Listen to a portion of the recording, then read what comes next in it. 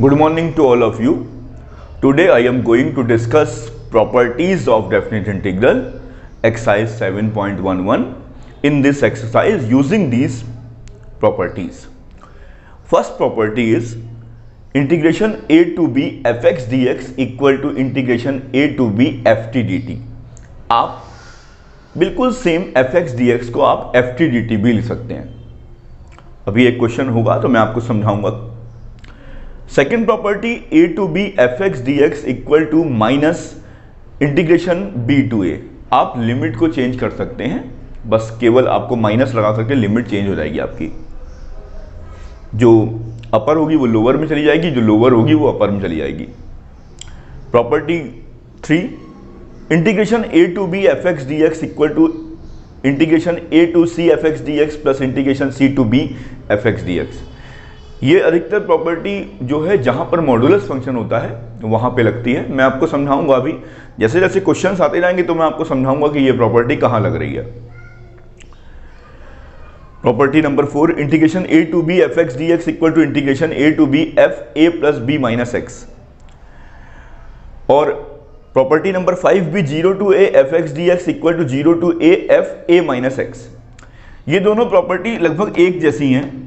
यहां पर इन दोनों का सम माइनस एक्स हो रहा है, यहां पर भी इन दोनों का सम माइनस एक्स हो रहा है. वो अलग बात है कि यहां पर 0 टू ए लिखा हुआ है, यहां पे a टू b लिखा हुआ है. 0 प्लस a करेंगे तो a माइनस एक्स ही आएगा, वो आ रहा है. जब इन दोनों को ऐड करेंगे तो a plus b minus x होगा. यानी कि मेन प्रॉपर्टी P3 है, P4 जो है उसका एक पर्टिकुलर केस है. ये भी बहुत इंपॉर्टेंट प्रॉपर्टी है P3. बहुत सारे सवालों में यही प्रॉपर्टी लगती है और अधिकतर क्वेश्चंस जो हैं कम से कम 4 मार्क्स के इस प्रॉपर्टी पर बेस्ड क्वेश्चन आते हैं, जो बहुत सिंपल होते हैं.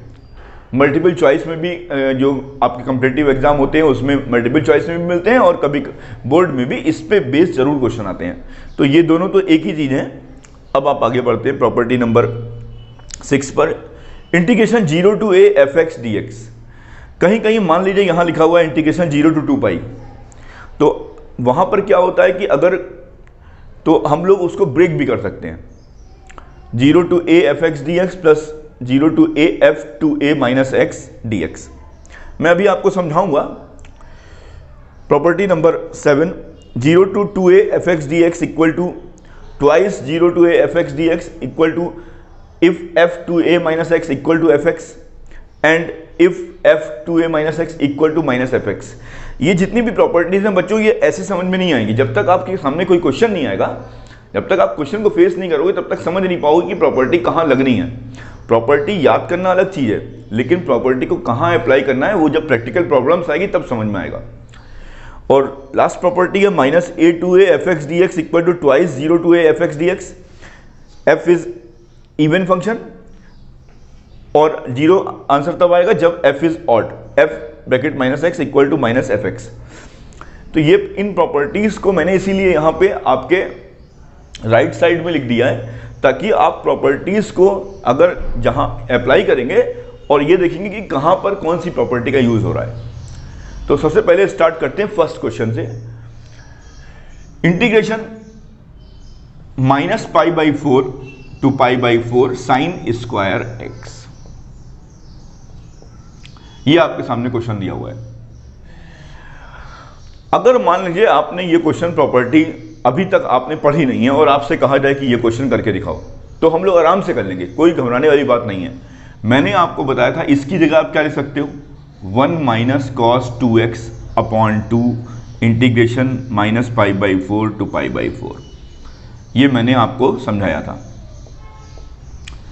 अभी आपने प्रॉपर्टी पढ़ी नहीं है, मैं आपको कोई बात नहीं, मैं आपको ऐसे ही समझा दूंगा. 1 का इंटीग्रेशन क्या होता है x, और cos 2x का इंटीग्रेशन क्या होता है sin 2x अपॉन 2. ये आपका आ गया. अब आप क्या काम करिए, इसमें लिमिट लगा दीजिए. एलसीएम ले लेंगे तो 1/4 आ जाएगा. यहां पर आ जाएगा 2x माइनस sin 2x. अब आप इसमें अपर लिमिट और लोअर लिमिट को लगाइए.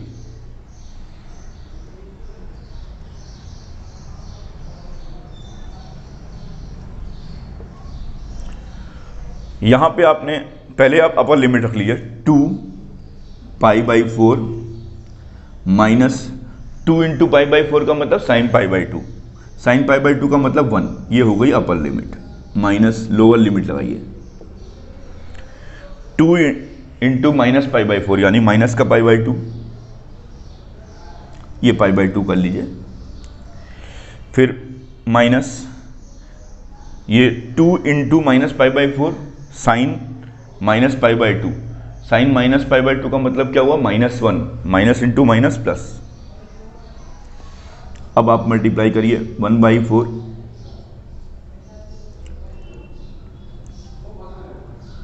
1/4, ये आपका पाई by 2 -1 minus into minus plus,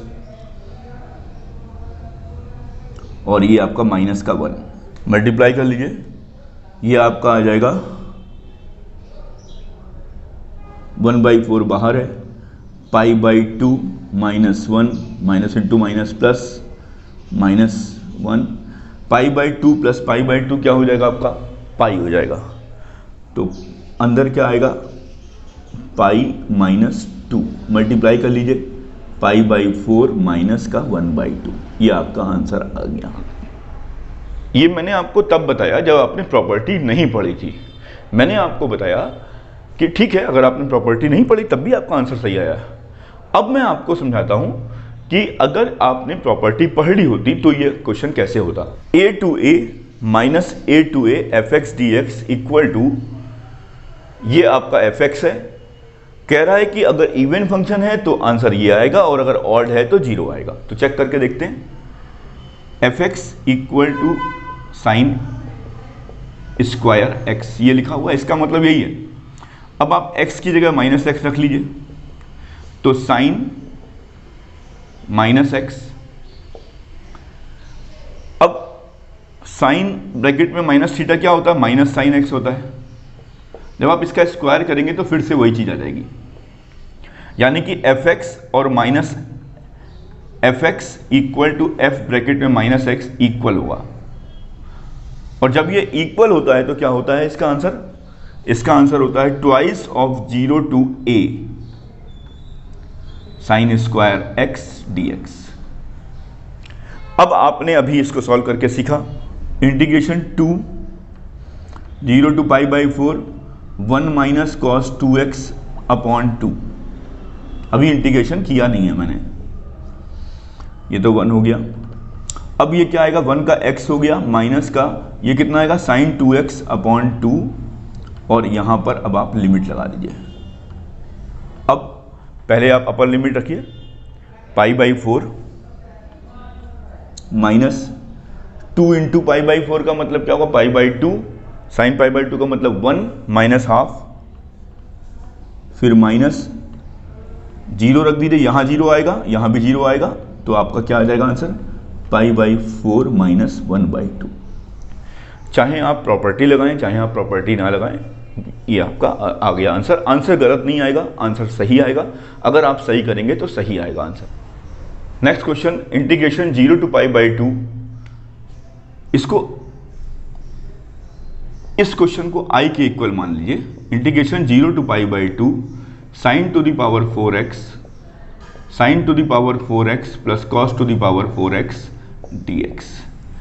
अब ये क्वेश्चन ना तो आप डायरेक्ट कर सकते हैं डायरेक्ट फार्मूले से, ना ही किसी चीज को मान के आप ये क्वेश्चन कर सकते हैं। तो अब हमें यहां पर प्रॉपर्टी ही लगानी पड़ेगी। तो प्रॉपर्टी, इसमें मुझे एक प्रॉपर्टी दिख रही है 0 to a fx dx equal to 0 to a f a minus x, तो हम लोग इस प्रॉपर्टी का यूज करते हैं। मैंने प्रॉपर्टी लगा दी, यहां क्या होगा sign to the power 4 pi by 2 minus x upon sine to the power 4 pi by 2 minus x plus cos to the power 4 pi by 2 minus x dx। अब ये क्या हो जाएगा, आप सभी को पता है साइन 90 माइनस एक्स क्या होता है, कॉस एक्स होता है, तो ये आपका आ जाएगा अपॉन, नीचे तो ये पहले आ जाएगा ये बाद में आ जाएगा, लेकिन ये चीज सेम लिखी रहेगी, डिनोमिनेटर चेंज नहीं होगा, भले ही इंटरचेंज हो जाए लेकिन चेंज नहीं होगा। यही फायदा है इस प्रॉपर्टी का। ये आपकी इक्वेशन 2 हो गई, ये आपकी इक्वेशन 1 हो गई। अब आप ध्यान से देखिए, इसमें एक बहुत ही माइन्यूट चेंज हुआ, केवल न्यूमरेटर में हुआ, डिनोमिनेटर सेम है। अब आप इन दोनों को ऐड कर लीजिए, 1 ऐड 1 एंड 2। जैसे ही आप इसको और इसको ऐड करेंगे तो आप देखेंगे ध्यान से कि 0 to π/2 sin to the power 4x plus cos to the power 4x upon sin to the power 4x plus cos to the power 4x dx। ये और ये कैंसिल हो जाएगा, ये 1 आ गया। 1 का क्या होता है, x होता है। अब आप इसमें upper limit minus lower limit लगा दीजिए, तो π/2 माइनस 0 π/2 आएगा। अब यहाँ पर i की वैल्यू आपको आंसर निकालना i का, तो इस 2 को नीचे लिख लीजिए, π/4 आएगा। इस टाइप से ये क्वेश्चन होगा। ऐसे आपके एक्सरसाइज के बहुत सारे क्वेश्चंस हैं, मैं आपसे डिस्कस करूंगा, लेकिन मैंने आपको बताया कि आपको देखना है 0 to a कौन सी प्रॉपर्टी लगी, P4, उसके बाद आराम से इसको सॉल्व कर दिया। Next question, integration π/6 to π/3 dx upon 1 plus √10x। इसको भी i के बराबर मान लेते हैं, π/6 to π/3। अब बच्चों इसको आप क्या काम करिए, इसको साइन कॉस में ब्रेक कर लीजिए, तो ये क्या आ जाएगा बच्चों, ये आपका √sin x upon √cos x आएगा। √cos x ऊपर चला जाएगा, तो आपका कुछ ऐसा दिखेगा आपको।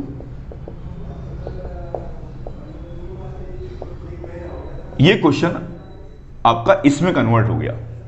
कैसे किया मैंने, √sin x upon √cos x, LCM लिया, ये सब किया, ये आ गया। अब आप ध्यान से देखिए, इस क्वेश्चन को आप ना तो डायरेक्ट कर सकते हैं, ना ही आप किसी चीज को मान के कर सकते हैं। तो अब आप देखिए ध्यान से, इसमें कौन सी प्रॉपर्टी लग रही है, इसमें प्रॉपर्टी लग रही है P3, a to b fx dx equal to a to b f a plus b minus x. तो इसको a मान लीजिए, इसको b मान लीजिए। तो प्रॉपर्टी क्या कहती है, कहती है इनको जोड़ दो, a π/6 b π/3। जब इनको जोड़ दिया तो क्या आ गया, π/6 प्लस π/3 माइनस एक्स, ये आपका π/2 माइनस एक्स आ गया। ये आपने यहाँ पर एक रफ वर्क करके समझा दिया कि कैसे आ रहा है ये, upon √sin π/2 minus x plus cos π/2 minus x dx। अब आप ध्यान से देखिए, i इक्वल टू π/6 to π/3 आने दीजिए, ये आपका √sin x हो जाएगा, यहाँ पे √cos x plus √sin x हो जाएगा।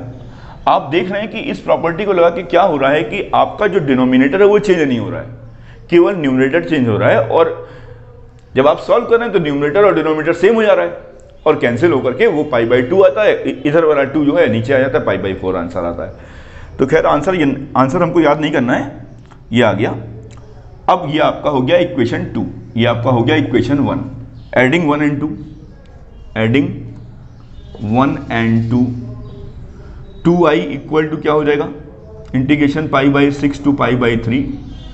जब आप ऐड करेंगे तो क्या आ जाएगा, sin x plus √cos x upon √sin x plus √cos x dx। ये आपका कैंसिल हो जाएगा, यहाँ आ जाएगा 1 का इंटीग्रेशन क्या होता है, x होता है, π/3 π/6। अब आप इसमें मल्टीप्लाई कर देंगे, upper limit minus lower limit.